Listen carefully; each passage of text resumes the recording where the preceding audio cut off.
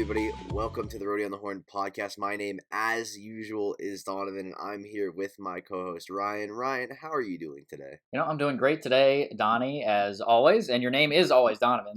I like that consistency, so I think we do a really good job with our podcast intros. How you doing, man? Yeah, I'm doing great. You need consistency. Names especially. Consistency should be very prevalent with your name. It should never change. That's fine. But yeah, we have some sporting news, which is that definitely a big dub. Especially considering one of both of our favorite sports has just started yesterday. After what probably ended up being the shortest offseason of all time, and that being obviously the NHL. Just big news all around, right? Yeah, absolutely. It was great to have hockey back. Unfortunately, I saw the Blackhawks get absolutely smacked, but no, it was great to see hockey back as always. A lot of action around the league. It was good stuff. It was really good to see. What were some of the games that you watched on that first day, Donnie? Oh, watching the Canadian games, both of them, just doozies. Not much defense being played. Obviously, we had our first overtime game of the year.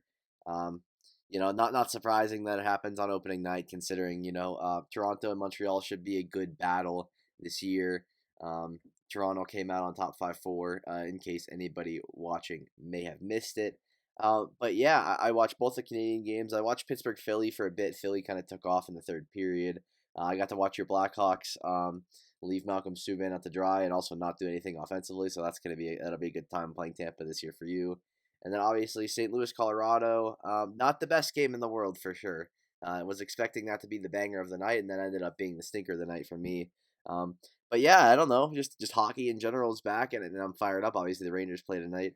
Um, yeah, did you end up getting to catch anything other than the Blackhawks last Yeah, night? I did. I went back. I watched all the highlights for all these games. I was super excited. But yeah, you touched on that Blues Avalanche game. That was an interesting one. I definitely think that these are two of the top teams in their division. I think Vegas is kind of that other team that I definitely project to make the postseason. Obviously, four teams are getting in, but I think those three teams, obviously, we're a tier podcast. I think those are the top three teams in that division with St. Louis, Colorado, and Vegas. So it was good to see them match up. And one thing I kind of worried, I mean, obviously, we've only seen one game. We're going to get a full season, but hey, this is the sample size we got. So I guess my thoughts were flying. I was like, man, I wonder if Philip Grubauer is going to be the guy for the Avalanche. I mean, it's not like he played necessarily bad in that game, but I was just kind of thinking, obviously, like St. Louis, they've got a really good setup with Jordan Binnington. He's been very good, obviously, a Stanley Cup for him already. And then Vegas, you look on the other side, they've still got Fleury and Robin Lehner. I think that's, if not the best goalie tandem in the NHL, it's definitely right up there at the top. So definitely, I want to hear your thoughts on that, Donnie. Obviously, you watch a lot of Avalanche games. Do you think that their tandem there with Grubauer and Francois are good enough to carry the Avs to winning that division? Yeah, I mean, sure. I think the issue with last night's game more or less was not necessarily the fact that Grubauer was in net, but I think more or less the defensive. There were a lot of defensive mistakes that were made by the Avalanche last night. We saw turnovers by Connor Timmins, Sam Girard. Both of those led to goals. Um, Really nothing that he could do about it. Obviously, one of them was a Kyle Clifford snipe from like maybe 8 feet away, 10 feet away, which Grubauer was not going to stop. And the other was a little grind him out goal. But yeah, I don't know. I don't think their goaltending is that big of an issue. I think people make a bigger issue out of it than it is. Because I've seen multiple people say, "Oh, the Colorado goalies are not great." Um, but yeah, it's like you have two. I'd say Grubauer is a low end starter, similar to what you have in like Arizona with Kemper and Ronta. Both of those guys are the same situation. It's very hard to win with a goalie like that, I would say. But when you have a good backup, like I think Colorado ends up being probably more mid tier than anything in terms of their goaltending and what they're going to get out of them, in terms of expectations at least. Um, I don't know if it's necessarily a big issue because we have seen teams win with less elite goaltending. Obviously, we saw the Blues do it with Binnington, who's a good, not great goaltender. But yeah, I don't know if necessarily that's the issue. I think their defense was more of the issue yesterday, and obviously it's like, um, the Saad Kadri line did not do very well to keep the puck out of the net. They were very very poor defensively. Didn't really get the puck out of their zone. Didn't cycle very well. Didn't do anything very well last night. Um, that's something that will change, obviously, over time. That's kind of how hockey goes. Their first couple of games, especially because this is like preseason hockey. So a lot of mistakes are going to be made. I expect nothing less out of the majority of teams, especially with younger players on them. Like these guys have not been conditioned to step right in and be great. Um, I would say if they do have goaltending issues, that can be rectified pretty easily through trade.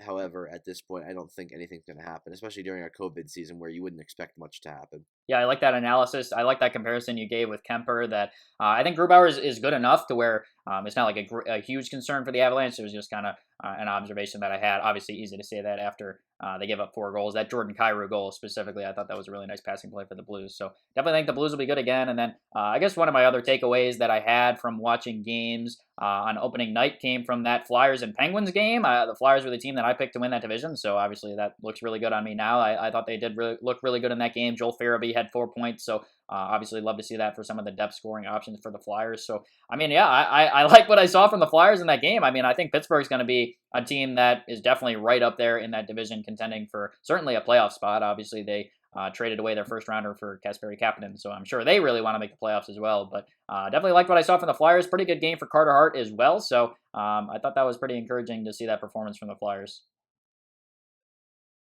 Yeah, and I think another thing you can take away from that, just in general, is the fact that Pittsburgh's defense is really bad.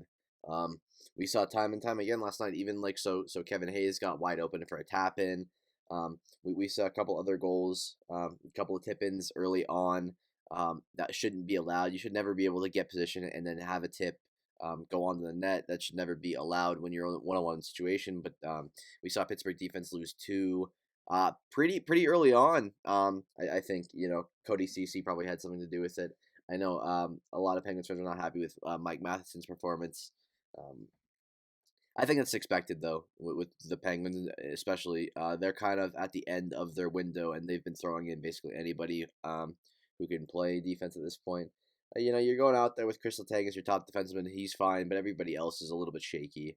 And again, as you were saying with the Flyers, and you've been big on the Flyers for a while now, it looks like they are a more complete team all the way through. I'm not sure necessarily if their coaching can get them to the promised land because I do think they make a lot of mistakes. And again, we've seen time and time again, Philly has a little bit of an issue adapting, and that's an Alain Vigneault special.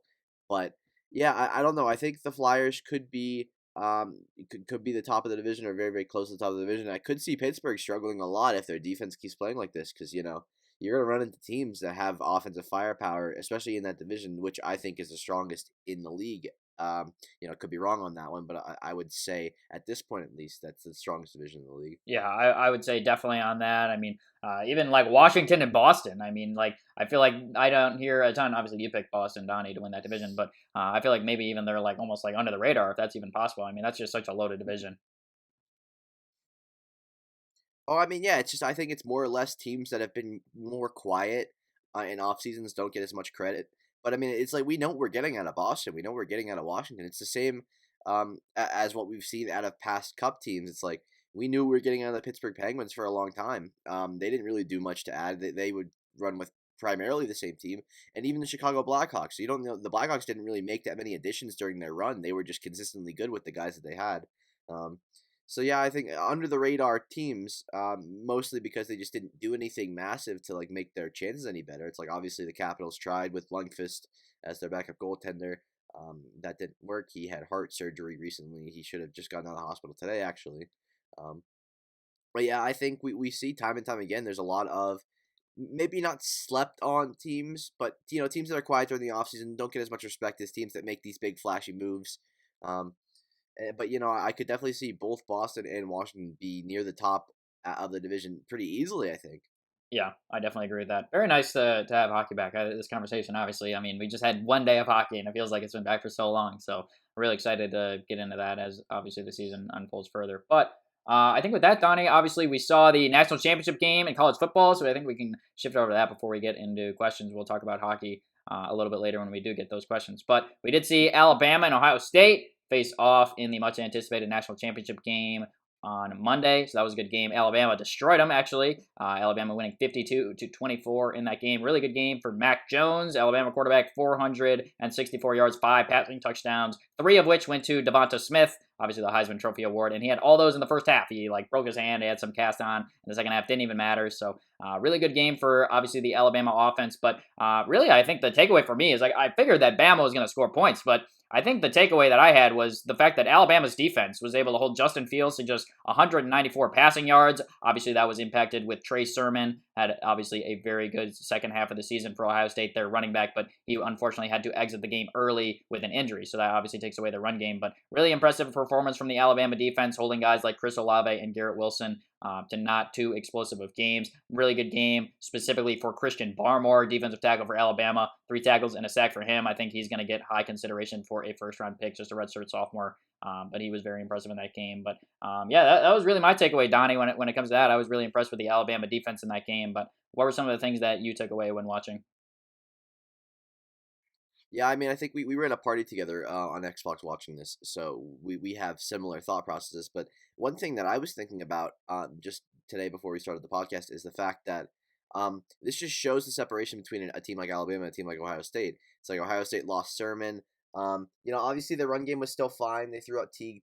Teague played well, but Alabama's just a different monster with these things. It's like obviously if Alabama lost a guy like Najee Harris, they still had the production of Brian Robinson, where they didn't really have to struggle at all, really. Whereas Ohio State's offense was, I don't know, because you never want to really you don't want to talk down on an offense that puts up 24 points, and but in college football that's just not good enough, especially when you're giving up 50 to a Bama team that is just a little bit different. And we knew they were a little bit different from the start, but it's like we saw guys that really didn't get much run. It's like obviously one of the guys that had a decently sized impact, I'd say, is John Mechie, which a guy that is not necessarily a focal point of their offense. I would say the majority of the time, obviously with Devonta Smith, we got to see Waddle play on one ankle, which was just shocking, really.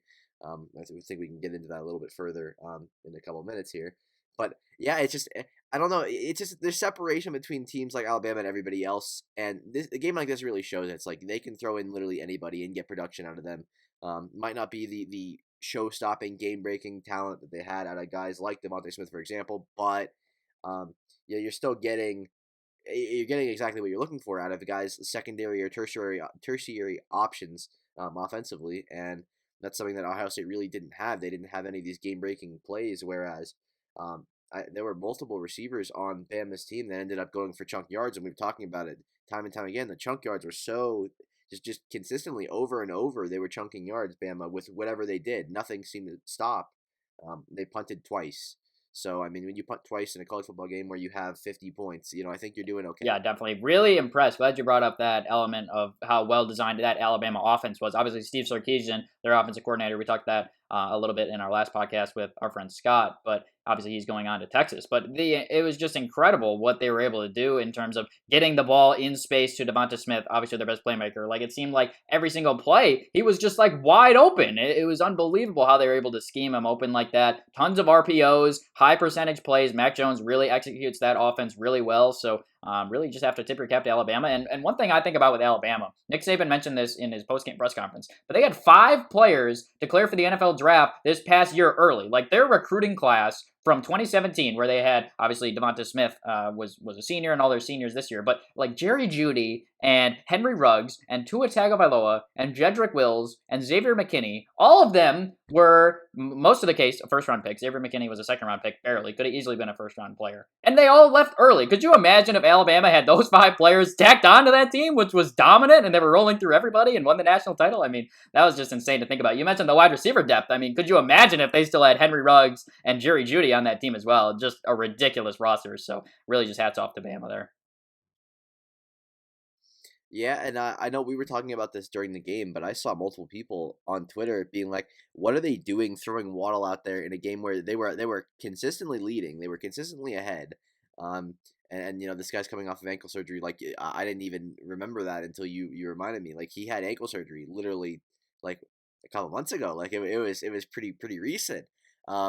But yeah, I saw a lot of people complaining about that, and I was like, yeah, I mean, they don't, it doesn't really look like they needed him at all. Like they could have sat him the entire game, and nothing would have changed. It's not like he made a massive impact out there.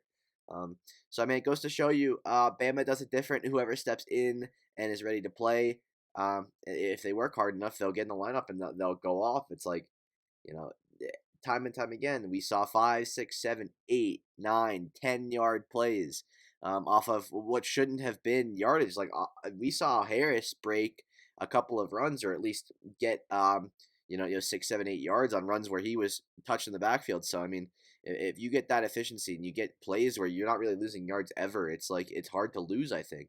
Yeah, no question. You mentioned that Waddle thing. I do want to touch that. Funny enough that his name is Jalen Waddle, and he was literally waddling out there because he was on one ankle. So that's fun. One story that's funny enough. But even just his first touch, like he got that little like touch pass from Mac Jones. He was like kind of scrambling, touch to him, and he was like hobbling on that first touch. You're just like, oh my gosh, Jalen Waddle, what are you doing out here right now? And that was before Devontae Smith got hurt. So then they actually Oh, needed to use him running routes, and they were targeting him. It's like, oh my gosh, Jalen Waddle, you're just like holding your breath. You're like, it's clear. Watch it. I am not a doctor, and I could tell that Jalen Waddle was not okay for that game. He was hobbling absolutely. out there. Like I was feeling for him. Like thank God he didn't get an injury worse. But yeah, that was an interesting storyline to say the least. See, I think the one thing that blows my mind is like it's not like you haven't seen this guy run recently. It's not like anything's gonna magically change from the championship game. And if I'm a football coach and I see a guy out there limping on one leg whenever he has to do anything, as a wide receiver, why am I putting him in? What's the point? And I mean, obviously, Bama is it's win first. It's they take these things very very seriously, and I'm sure Waddle wanted to play desperately. Um, but just I we need to talk about preserving player health a little bit, especially guys that'll be next level guys for what should be a long time. I would assume that Waddle has a nice career, um, along with many other players on this Bama team. It's like you got to think about it. It's like their future could be impacted. Let's say he ended up getting another ankle injury, he got hit low or something like that, or he dug wrong into the grass.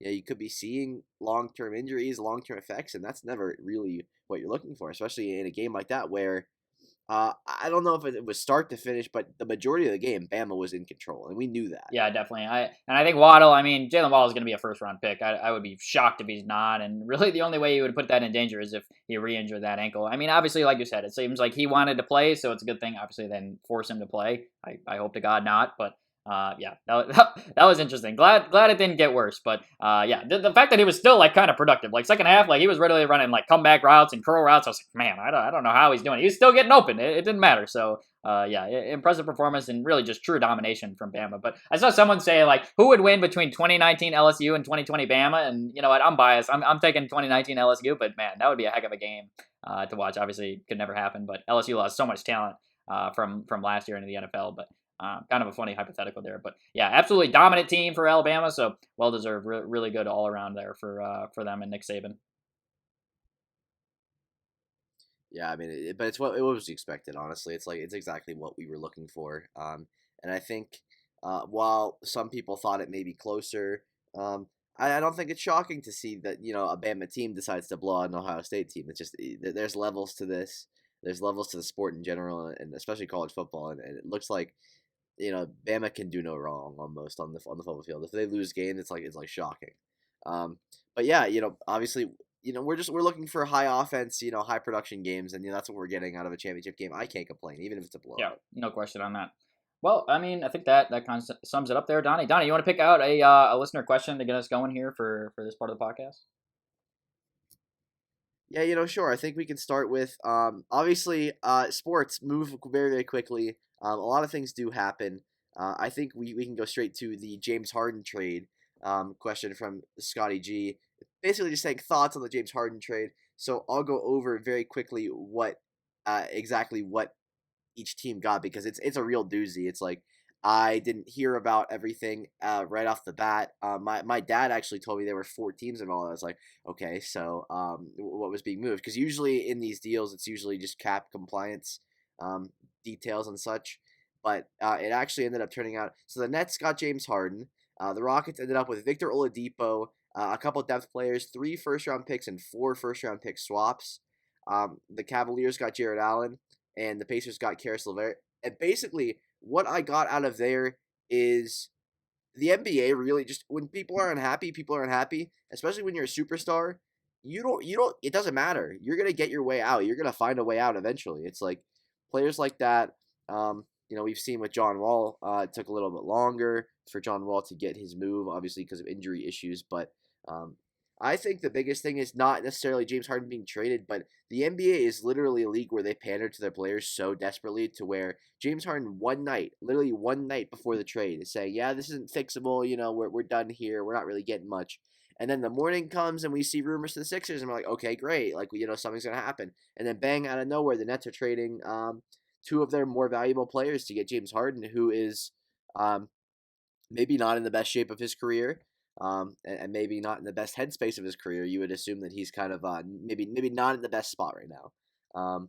But yeah, it's just such a strange just movement in general. Obviously, it's like you don't expect to see guys like Victor Oladipo just thrown into trades, but it ended up being just extra players swapped around for picks, extra players swapped around for other players.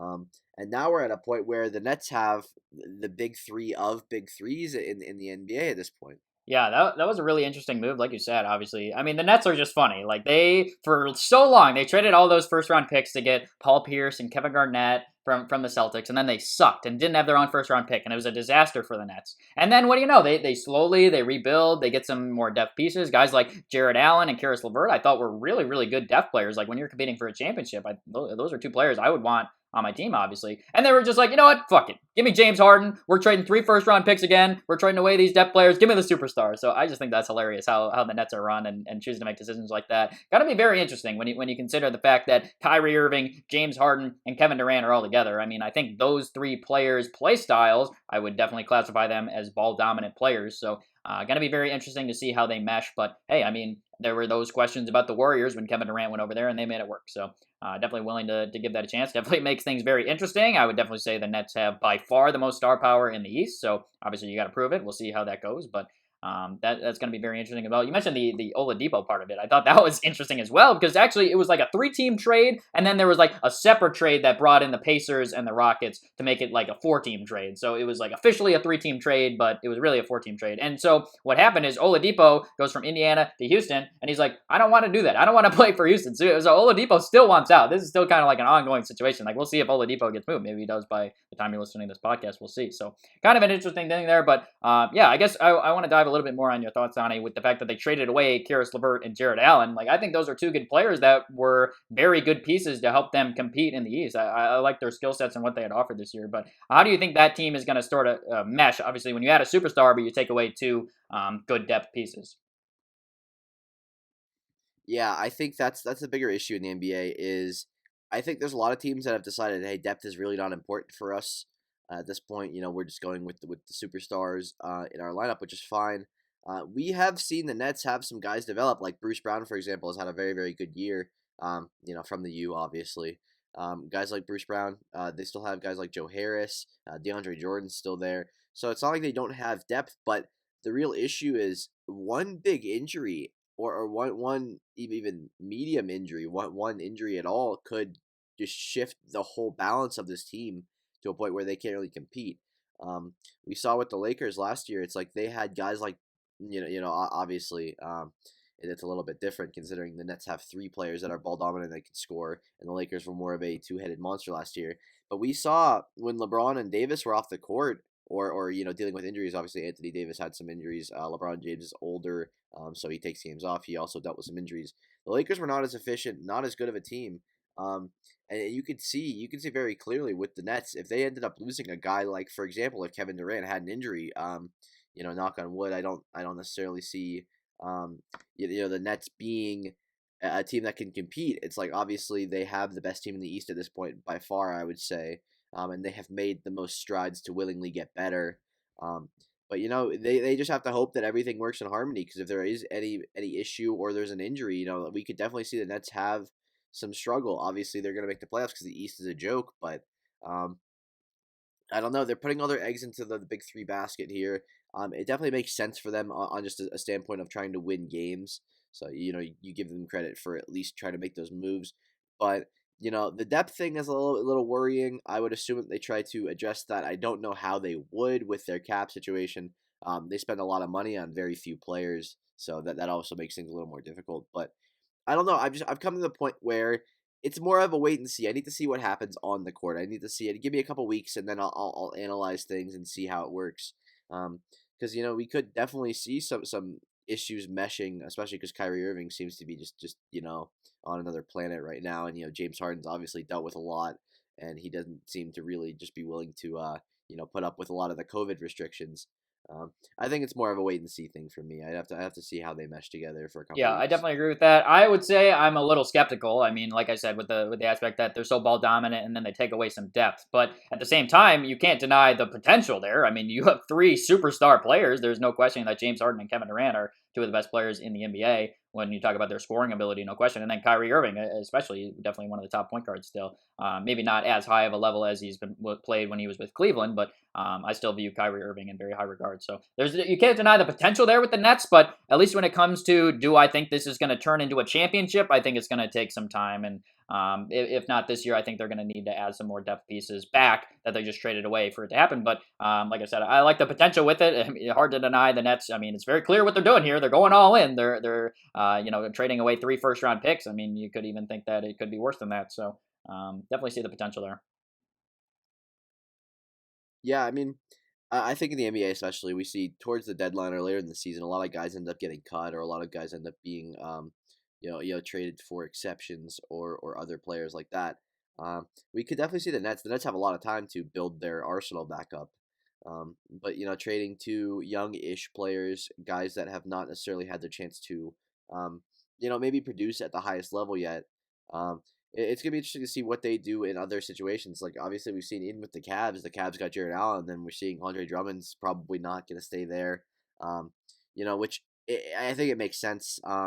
You definitely want to get younger. Andre Drummond is definitely not a young player anymore. He's 27 or 28, and we could definitely see him move to a team that is, maybe a bit more, ready to win now. But yeah, it's like the NBA especially, it's like we complain all the time about the MLB being so slow and not really having much going on. And then the NHL, the offseason was really weird this year. We didn't really see much going on. And meanwhile, the NBA is just like, yeah, fuck it. We're just gonna send it all. Things are gonna happen, and we're gonna see what happens here. Um, which is definitely an interesting way to have a league function, I think. But the NBA remains they reign supreme in terms of just having these random, wild, wacky storylines that end up turning into something massive. And I don't think it's over. I think we could still see a lot of things happen. Just in the NBA in general, it's like other teams are gonna have to make moves to stay up on that level. I think so. I mean, we're gonna wait and see what the Heat or the Celtics or the Sixers do in terms of the dominoes, and maybe even teams out west like the Clippers and the Lakers have to, maybe get a little bit better than what they thought they were gonna have to be. Yeah, no question on that. And then one aspect of this that you brought up earlier, Donnie, is the fact that star players definitely seem to get their way in the NBA. Like it's clear that James Harden wanted out of Houston. Houston's kind of they're like, we don't really have the leverage in this situation, so they end up making that move. So interesting to see if over time, if maybe this starts to translate into other leagues. I think NFL players, their kind of leverage is well, I'll hold out, but not necessarily. It always turns into I'm going to get traded for 3 first-round picks. So something like that, kind of an interesting aspect of this as well. I actually just got a text, funny enough, from Scotty G, who asked this initial question, and he has got a couple others as well. But he literally perfect timing, so I'm just going to throw this in here now. We'll move on to some other Scott's questions. He says, thoughts on the rumors that Urban Meyer may coach the Jaguars? So this is kind of an ongoing situation as well. Another good thought. Donnie, I want to hear your thoughts on this. It's weird.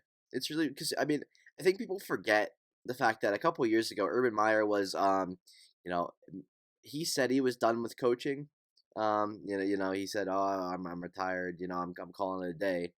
And then now after a little bit of fuckery, obviously we saw some health issues and such. But Urban Meyer has been through a lot.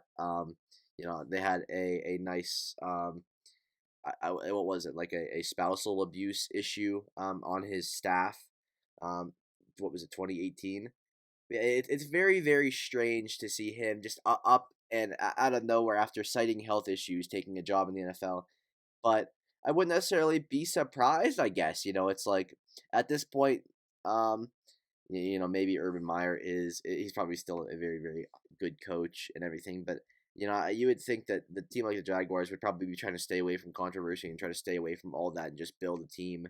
But Jaguars are gonna Jaguar, and here we are. Yeah, it is definitely an interesting move. I mean, it's hard to deny the fact that Urban Meyer is picking this because they are going to get Trevor Lawrence. So, I mean, that definitely has a big impact as well. But yeah, kind of like you said, like Urban Meyer is definitely that coach where it's like, you know what, I'll take my step back. In certain situations, I think when he left Florida and even when he left Ohio State, it was maybe a little bit sooner than other people thought. But that kind of made that transition a little bit smoother. I think definitely in the case of Ohio State, Ryan Day has done an outstanding job. So I think the fact that he knew that Ohio State as a program would still be very strong, shout out to Urban Meyer. I think he always kind of claims like health issues, or you mentioned that off the field scandal thing as well with one of the members of the Ohio State coaching staff. But shout out to Urban Meyer for just kind of like landing up in situations that are very good for him. So it's definitely something I respect. So I think it's an interesting mix. I mean, obviously we haven't seen Urban Meyer in the NFL. It's definitely a different animal when it comes to dealing with recruiting versus free agency and players with high salaries in the NFL. Like there's definitely its differences. So guys like Jim Harbaugh, definitely come to mind in the fact of going college to NFL. Obviously now he's back in college, but should be interesting. I think it gives the Jags some swagger. I feel like he's probably going to be one of the best coaches they've had. I mean, Tom Coughlin is like their best coach in franchise history. So no disrespect to you, obviously, with Tom Coughlin and that. I mean, he was a better Giant than Jag, but I think it'll be interesting. I think it'll be an interesting fit. I mean, we're talking about also a division that seems to usually be pretty wide open. Indianapolis and Tennessee, they're pretty good right now, but it's not like I would view them as like perennial, Super Bowl contenders every single year. So I think it'll be a cool fit. I think good for the Jaguars on that. Yeah, I don't know. I think it's very strange. Everything's weird. Um, and the Jaguars are no different in terms of how they function. They definitely want to get the best coach possible. Is Urban Meyer the best option? Maybe not, but I'm thinking Urban Meyer is probably behind the scenes working some working calls. Trying to get basically any interview he can get. I don't think he can go back to college football right now. So I mean, going to the NFL is probably even better situation, especially concerning you're gonna make a lot of money. Um, maybe the Jaguars are not the best spot to be in if you want to, revive your coaching career and everything. But at this point, you have to give, give the Jaguars some credit. They got a coach that's not just some random idiot that's going to run them into the ground. It's like they've got a guy that's a proven winner, and while he does some shady things behind the scenes, um, you know, I could definitely see the Jaguars being half Yeah, decent. definitely. Also, not official yet, but it certainly seems like it's definitely going that direction. So who knows? Maybe Urban Meyer just ducks the Jags entirely by the time this podcast is out, but we'll see. Certainly seems like it's going that way as of right now, though. But Scott had one other thought on NFL, and he said just the NFL game that we're looking forward to most this weekend in the divisional round. I'll go here first. I definitely think Ravens Bills. I'm like really excited for this game. I mean, I've been hyping up the Ravens as listeners of this podcast would know for their best point differential in the NFL. And I mean, Buffalo is no slouch either. Obviously, they're playing really good football, but at the same time, they just kind of snuck by the Colts, only won by 3 at home. That was a very competitive, close game. Not that the Colts are shit, but that was a little bit closer game than I had expected. So I'm definitely really excited for this game between Baltimore and Buffalo. Yeah, I think that's definitely the game of the week. I would say if there is a game of the week. But I think it's definitely interesting to look at. First off, the Rams and the Packers. It should be a good one. It's gonna snow. So obviously we love seeing snow at Lambeau. In January, it really feels like it makes things feel normal for a bit. It's like obviously we've seen so many different snow games. Lambeau. Obviously in New England we see a lot of snow games and such. So it makes for good football. I don't necessarily think that the Rams are going to be able to hang, especially if they have certain injuries like Aaron Donald is really dealing with. He's going through it right now.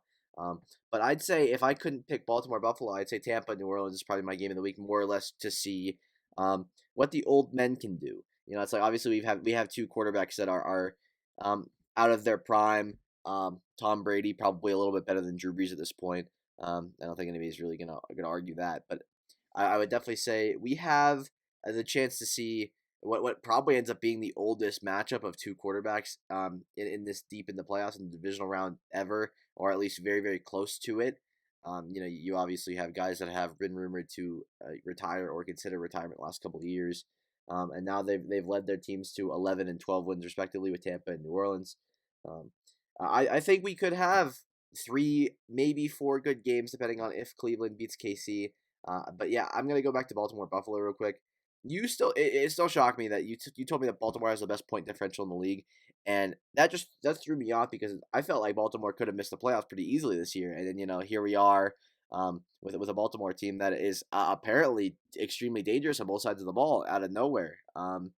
You know, I think at this point I would take Buffalo, but would you be shocked to see Baltimore play Kansas City in the conference championship? I don't think Yeah, so. I wouldn't, and I think kind of it's a big wild card with Baltimore because Lamar Jackson is not throwing the ball very well, but obviously Lamar Jackson is as dangerous a runner as anybody. So I mean, there's that huge caveat that maybe he doesn't even need to throw the ball. I mean, I think it's definitely a concern. I think Ravens fans would definitely be concerned with his passing ability. I know he had that one awful pick in the first half that he just kind of was like a duck and flew up in there. I think Miles Boykin was the intended receiver on that one, but yeah, I mean, I'm really excited for it. And Baltimore's got a great team overall, so it's definitely going to come down to quarterbacks. I mean, anytime you get this deep in the playoffs, it does. You mentioned that New Orleans Tampa game as a good quarterback matchup, but here with Baltimore and Buffalo, I think it's going to be a really, really competitive game. So that's definitely the one that I'm most looking forward to.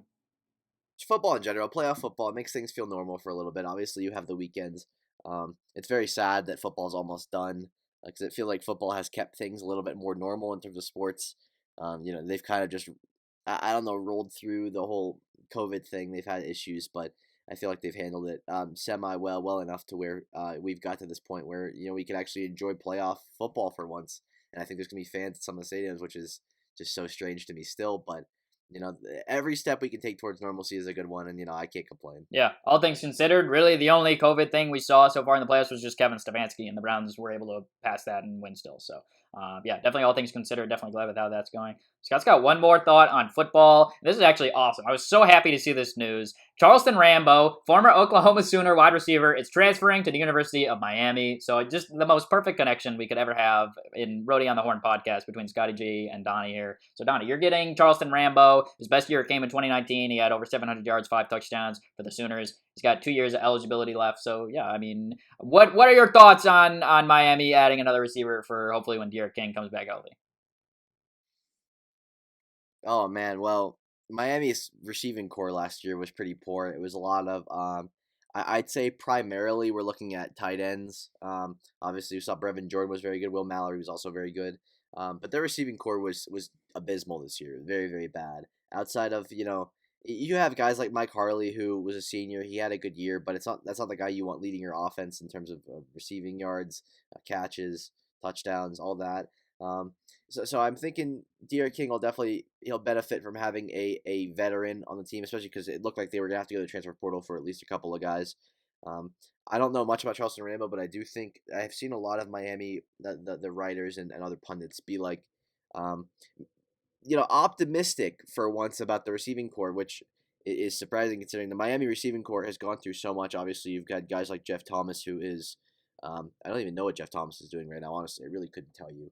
I'm thinking he was in the NFL at some point this year, but maybe not signed on a team or anything. I really couldn't tell you. Looks like he's a free agent at this point. He was on the Patriots earlier this year. But yeah, it's like Miami's receiving core and the guys. It's been tight end or bust the last couple of years, and hopefully they can add another veteran to the transfer portal to where they can have an offense that is, you know, actually up to par for once. I felt like Derek King had to do a lot on his own this year, especially with his legs, because the receivers just wouldn't get open or the receivers wouldn't fight for balls, stuff like that. So hopefully they can add one or two more pieces to that offense. If Derek King's going to come back, he should be one of the best quarterbacks in college football yet again. And he's decided to make the decision.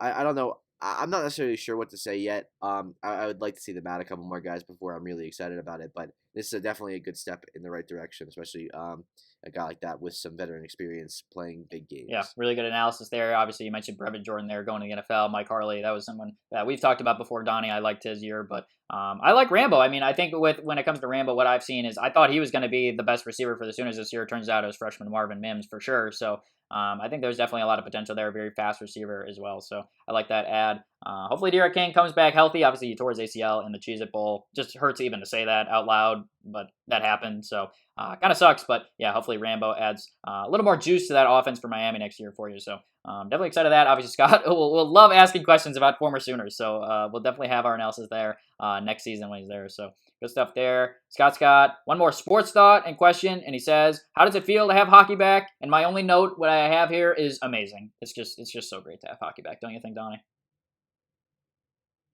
Yeah, his note literally says one word and it just says amazing. That's it. There's nothing else there. So um, I echo those sentiments. I definitely feel the same All way. right, good stuff. So, Scott, last question. This is kind of like a Vin question, so shout out to Vin for doing this first. But he says, if you had to do a scouting report on me, what would be in your report? So, Donnie, I definitely want your analysis first. Scouting report on Scotty G, our friend who was in our podcast last. Definitely go listen back to that. Captain of the Roth Podcast Army, of course. So, yeah, give me a scouting report, Donnie. Let's hear it. As a human being, I think the first thing I would come up is just like he's a meme. He's just a character. He's definitely somebody that he's a loose cannon, and you definitely don't know what you're getting out of him. Maybe that writes down as inconsistent or consistency problems. He's definitely gonna get. He's a good man. I can't complain about his personality or his person. But I could definitely say, I don't really care about his Oklahoma, thought process and everything. And that's all I get out of him every week is different Sooner questions. Lovely as it may be, I don't really care. It's like, as I said last week, they make the championship, I'll pay for your plane ticket to go to the game. That's how confident I am. But yeah, Scotty G's a good guy. We've been he's been around for a while, and he's never done anything wrong to me. So you definitely respect to Scotty G for being just an all around good guy. But I'm more curious to hear about what your scouting report is, considering you guys are close friends and you have been close friends for quite a long time. Yeah, definitely. Scott and I have known each other since middle school, so shout out to him. We are from literally like 5 minutes apart, our homes. So shout out to Scott. But here we go. These are my notes for my scouting report on Scott. So my first note, he can grow a beard. So obviously, shout out to you. I don't have that ability right now. I cannot grow facial hair. So shout out to you. You have that advantage. Consistent question asker is my next note. Obviously, you guys know Captain of the Roth Podcast Army. That's Scotty G. Asks hella questions every single podcast. It's good stuff. So no denying his ability to ask questions. And my last positive note, I'm going to add one thing that can be approved upon, of course, scouting report. But dedicated Sooners and hockey fan. I mean, absolutely. Like this guy absolutely loves the Oklahoma Sooners. Like it's like unbelievable how much this guy loves his school. So respect, obviously. You love having people who are passionate. I know Donnie can definitely echo that as a passionate person himself. And then my last note, one thing that needs to be improved, of course, it's a scouting report. So I need more NBA knowledge from Scott. We just had him on our last podcast, and really all he could say was like Trae Young and Blake Griffin. So I need you to follow the NBA a little bit more. He said we do our FanDuel thing in the NBA, but to spark up the NBA knowledge on that, Scott, that's my scouting report on you as you enter the workforce out of Oklahoma. So there you go. There's my scouting report on Scotty J there. Yeah, so somebody will get a good man there. Obviously it's I'd say like a late first round, early second round draft pick. That's where he falls at this point. If he had more knowledge on different sports or especially the NBA, it's like the guy came on and he asked us a question and he's like, I don't really know anything about the NBA, so I'm just gonna pick Oklahoma players. And that was really just that was small brain while being big brain from Yeah, him. there you go. So I feel like most people I talk to, they know nothing I would about definitely they know appreciate nothing that. about hockey. So the fact that Scott's a big hockey guy, shout out to you on that. But yeah, I mean, we need all four sports. Oh, I mean, Yeah, definitely a absolutely. Donnie dog. and I, we're all Yeah, for pro sports and college. That's what we cover. Donnie's got me in soccer though. Soccer I don't have, so that's my knock. But that's where we're at. yeah, you've definitely got me in college. You definitely spend more time watching college football and doing your scouting than I do. Yeah, That's for sure. So, um, you know, positives and negatives. We work off each other yeah, here. absolutely. That's the scouting report on Scotty G. So shout out to him. Obviously, always asks us hella questions. So big shout out to Scott on that. But yeah, I think with that we can move on. A few other questions we have this podcast. This next one comes from our friend Kirk at Kirk2000 _. Another question from Kirk. So shout out to him. He says Niels Hoglander is on pace for 56 goals at the time of this question. Will he do it? So yeah, I mean, shout out to him. Obviously, big win for the Canucks in their opening game they had against Edmonton. I thought it was interesting that Niels Hoglander played with Tanner Pearson and Bo Horvat, so already getting top 6 minutes. So 56 goals he's on pace for because he's got a goal a game. I mean, what do you think, Donnie? Do you think Niels Hoglander is scoring a goal every single game this year? What do you think? Yeah, I'm thinking I'll give him. I'll set his over under at 12. I think 12 is probably a little bit more fair. Um, but yeah, you always love to see your prospects, especially guys like that who are very highly touted. He was picked in the second round, I believe last year's draft. So I mean, already up getting play with the big boys and scoring in his opening game. You can't really complain there. Um, yeah, I would set his over under at about 12, and then if you get 12 goals out of a rookie in a shortened season, you can't really complain at that point. I think. Yeah, no question. Like I said, I really like that line with Pearson and Horvat, definitely putting him in a position to have success. 56 goals, I'm not so sure on that. That would be pretty insane, but hey, I mean, I can't rule it out. Like you said, he's on pace for it, but I think that's a fair over-under for Donnie that he set there at 12. So got that there. Shout out to the Canucks. Obviously, that's a team that I picked to win that division, so best of luck to them. All right, we can move on here though. Next question comes from my friend Trey at Trey_Godbolt on Instagram. And he says, what do you think the Tennessee Titans should do with Isaiah Wilson? So we just keep moving around here, sport to sport. But interesting thought here. I had to do a little bit more research on Isaiah Wilson because every time I talk to Trey, he's like, man, this guy Isaiah Wilson is trash. But I was like, what happened? He was a first-round pick out of Georgia. He was picked 29th overall just this past year. He was a rookie. He only played 4 snaps this year. He was arrested and charged with a DUI in September. He was placed on the COVID list twice this season. And in December, he was suspended for violating club rules. But like I said, he's still a rookie. So he signed for 3 more years. Obviously, if you get drafted in the first round, he signed a 4-year deal. So he just finished that first year, obviously, with Tennessee. So he signed for 3 more years, but it's just been a disaster for him in Tennessee. It's kind of like the Dwayne Haskins situation in Washington. They just hate this guy, even though he's a first-round pick. So, I mean, I don't really know what the Titans should do with Isaiah Wilson. I think at this point, you maybe look to trade him. But at the same time, I don't know who's going to want to trade for him just because of how disastrous it's been so far. So, yeah, that's really the whole synopsis on Isaiah Wilson there. Any thoughts for you, Donnie, on options for the Titans? Yeah, I would say more or less you try to keep it internal and try to fix his issues internally before you make a rash move where you get less value than what you expect out of him. It's like we see a lot of, especially younger players, we see them come into the league and think that they're hot shit or think that they can do whatever they want. Um, I'm pretty sure that he got in trouble for having like breaking the no visitor policy or seeing people outside of his little bubble. Which is obviously a risk, and if he's had COVID twice, there's that. Uh, but yeah, I would definitely say, especially a team like that, an organization like that, where they have strong leaders, it's more or less you have to teach the guy. You have to really tell him, hey, your career could go downhill very quickly if you end up, if you keep on this path for a couple more years. It's like you'll be out of football, probably won't have so much money, although he's got enough to where he'll be fine. Um, and then once you're out of football, what do you do? Because I mean, a lot of these guys have spent the majority of their lives just playing football. It's literally all they've got. Um, I don't know. I definitely stray away from trading, especially a guy like that who his value's got to be in the dumpster at this point. Um, but yeah, it's more or less I'd say give him a chance. He probably won't be traded anytime soon. I would say the off season is a time to really build his character skills, and then you go from there. You can only do so much with guys that don't want to change themselves. If he makes if he goes forward and says, oh yeah, I really want to be a better person. I want to grow from this. That's what you're looking for, and if he doesn't, hey, you can find a team to take him for a 4th or 5th round pick, and then cut your losses and start over. Yeah, I definitely agree with that. Certainly seems like their head coach, Mike Vrabel, is not a fan of Isaiah Wilson. So I definitely have skepticism that it will work out. But at the same time, like you said, he signed for 3 more years. So, try to make it work. It's a shitty situation right now. But I think the most likely situation is he's back with the Titans next year. Or if it gets even worse, then they'll just cut him straight up. It could be an option as well. So does have like $5 million in guaranteed money. But not the biggest disaster, I guess, if you have to move on from that, because it's been a disaster so far. It definitely has not worked out. Only 4 snaps in a year after being a first-round pick, and they had Taylor Lewan tear his ACL, one of their tackles, so really just did not work out at all in his first year. But yeah, I think the plan of attack is go forward, try to see if you can resolve that situation next year with Wilson, bring him back, see if things get better, but definitely has not gone that way so far. So that's definitely my thoughts on that. Yeah, I think especially as a young athlete in a time like this, it's like there's a lot going on. There's plenty of ups and downs in your career, and this is not something that you can't get over necessarily, but it is. You're putting a stain on your record, and it definitely would write off. I don't know, a dozen or more other teams that really just don't want to put up with that.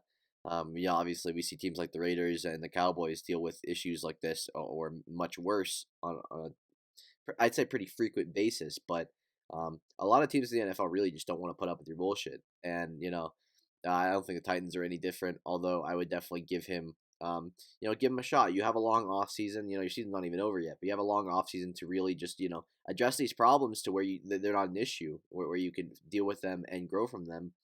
I think that's the biggest takeaway they can take from this is, they just have to make sure that they put him in a position to where he can succeed instead of giving up on him, because like you don't want to waste a guy like that who could potentially be a high end talent for a long time. Definitely help your team out for on the long run, rather than just give up on him now and then see what he does elsewhere. You have to really put the time and effort in, and you have to really give him just. I At this point, I'd say give him more chances than he Yeah, deserves. definitely. You mentioned the Cowboys and the Raiders as teams that like tolerate fuckery pretty much. I'll throw the Cincinnati Bengals in there as well. I had to throw in a third team that does that. Also true. Yeah. Fantastic. Works So for if it me. doesn't work out, Tennessee, hit up one of those three teams. See if they'll take Isaiah Wilson. I guess the Raiders, the Cowboys, or the Bengals. That's what we think there. But yeah, definitely good question from Trey. Always keeping us up to date on the Titans. That was a tough one for him in the playoffs. But it's draft season now. Trey's with all of us now when it comes to draft season. So good stuff there. All right. I mean, we've got one question left in this podcast. I just want to throw in one quick Eagles thought. This is like end of the podcast, folks. So if you're listening to this, you're obviously a real listener. So shout out to you. I mean, Doug Peterson is fired. I couldn't let a podcast go without acknowledging that. But I think when it comes to more Eagles analysis, I'll definitely wait until I hear who they hire for a head coach. I really hope it's not Deuce Staley, who has been an assistant coach with them the last few years. I just don't think that would really work out. But yeah, I just wanted to throw that in. I mean, Doug Peterson, he got fired. Obviously, I was not too thrilled with that. It seemed like he was going to come back, and then Jeffrey Lurie was like, "Oh, you want to hire internal candidates for your coordinators?" No, we're not doing that. So, kind of an unfortunate series of events, but I wanted to throw that in here for the real listeners of the podcast. Yeah, obviously, RK is not thrilled right now. He's definitely going through it. It's been a couple days. A couple days ago, he was very upset about this. I think it's probably grown on you a little bit. You're probably a little bit less mad because you're seeing who they're interviewing. But if you end up with Deuce Staley or Adam Oh, Gase, I give you full reign to just go off and get mad. Like you deserve it yeah, at that not point. good. Yeah, I'm seeing. And especially because considering what happened, it's gonna be hard to get a high end coach based on the fact that they fired him because he wanted to bring in his own Yeah, candidates. Like exactly. tough. That was totally my analysis on it, Donnie. Like, what head coach is seeing the situation? Doug Peterson's quote was literally, "I couldn't make my own decisions." Like everybody was telling Doug Peterson what decisions to make. What head coach is like, "Yeah, I want that situation. I want to be told what to do." Like what? Like nobody wants that. And then the best candidate, in my opinion, is Eric Bieniemy, was Kansas City's offensive coordinator. Well, guess what? Doug Peterson was Kansas City's offensive coordinator, and then he came to your team and won a Super Bowl. Why is Eric Bieniemy a better option? It's just baffling. So now I'm upset again. Donnie was like, I'm less upset. I'm still upset. So that's my thoughts. But I wanted to throw this in at this point of the podcast. You'll be Yeah, maybe we'll fine. see. Stop All right, complaining. that You when you get Adam Gase, I give you full reign to get that's what I'm angry. saying. That's all I when you wanted to get throw in Adam here. Gase, I'll I give wait you. until we see who we hire for more analysis. But yeah, that's where I stand now. So wanted to throw that in. Okay, now actually end of the podcast. My sister Kira, of course, this is her spot. End of the podcast question. So really awesome question here. A very insightful thought. But she says, rank these animal types. So I'll read them how she wrote them: mammals, reptiles, birds, fish, and amphibian. So I'll read off my order. I didn't tier them up. I just put them in order because she said rank them. So interesting caveat. But here we go. So ranking the animal types. I'll read them how I've ranked them. Number one, I've got mammals, then reptiles, then birds, then amphibian, and then fish last. So really, I'll just provide brief analysis. Mammals, obviously, that's humans. So me, I'm obviously putting me at the top because I'm a mammal. I put reptiles second because I thought of like lizards, and lizards I can just like, or iguanas. I guess I was thinking of iguanas. Iguanas can just like blend into things. Like that's pretty lit. Like you just be like, oh, I'm a rock now. So shout out to reptiles. And then birds, obviously they can just fly away whenever they want. And then amphibian and fish, I was like, yeah, you're kind of irrelevant. So I put them last. So there we go. There's the analysis on animals. Donnie, let's hear yours.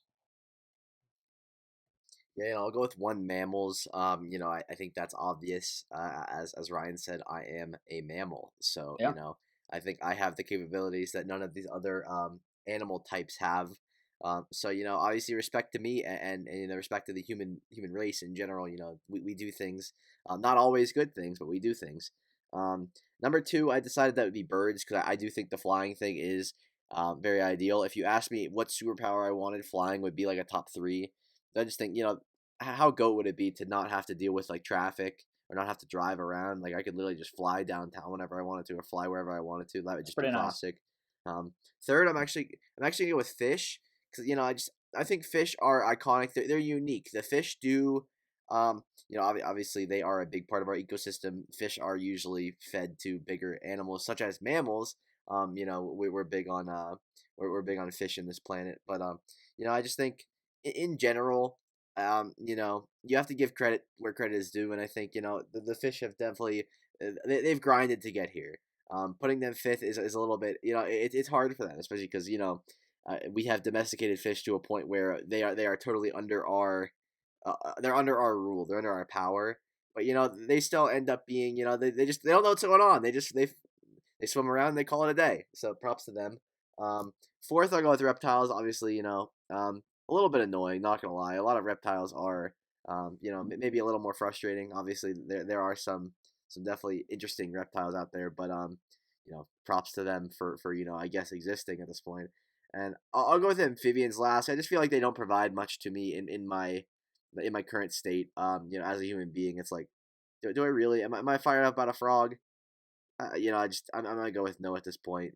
Obviously frogs, good animals, but what am I getting out of a frog? Yeah, I agree. Little upside with the frog. That's our scouting report on frogs. I like the comms there, Donnie, about birds. Like you said, like if I had a superpower, flying is like top 3. We need one of our listeners to ask our top tier of superpowers for our next podcast. That's your task, listener, right now. You got to ask us our top tier of power rankings. Yeah, that would be tough for me. I would have to I'd have to definitely sit down on that one and really consider things.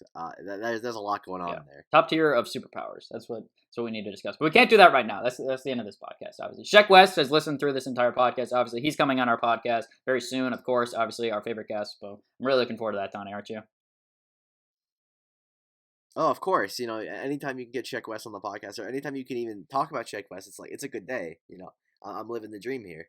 No question. Sheck West is fired up about the James Harden trade. I know he wants to talk about it with us. Yeah, I'm sure Sheck West is sitting there. He's obviously practicing for a season, as we say every week. They might be playing right now. What do I know? But Sheck West is out there. He's grinding away, and he needs something to listen to keep up with the sports out here, because he's all the way in France. So we do a good job to make sure that Sheck West is informed, and that's all we ask of him, is just listen. And just every once in a while, when you think about coming on the podcast, just do it one of these days. We're waiting on you.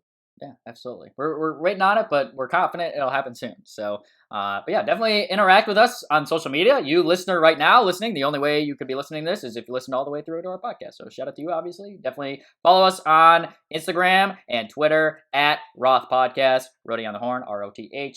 Roth Podcast. That's how it comes out that way. So it's good stuff. Definitely give us a follow on there. It's where you can ask us questions. We love doing our listener questions, interacting with you guys. So big ups for everybody who asked a question in this podcast. Good stuff. But it was a good one, Donnie. I'll let you wrap it up with any final thoughts here.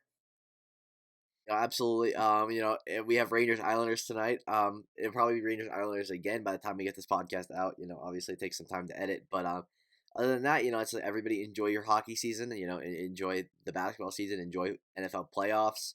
The MLB is around the corner. We're getting some MLB news, although not really anything relevant just yet. But yeah, we really appreciate everybody who listened, and we will talk to you again next week with another podcast. Go Rangers. Have a great rest of your day, night, wherever it is. Peace, everybody. Never take a day off, work around the clock, my engineer getting paid off. Rock like Ace up, like the weed and take off. So high, cannot see Adolf. Now I got these rappers all breaking up a sweat, cause every time I get up on the mic I come correct. And I learned it from the best, always dressing something fresh. Looking for a little dime, big butt and nice chest. Yes, they heard I used to rock guests, but now I'm rocking clothes that ain't in the stores yet. Travel back in time, I'm in a vortex, trying to make it work out, think I need more reps. Used to take a bus, now the boy board jets, cause kids got me buzzing like a fucking hornet. They say I got next, tell them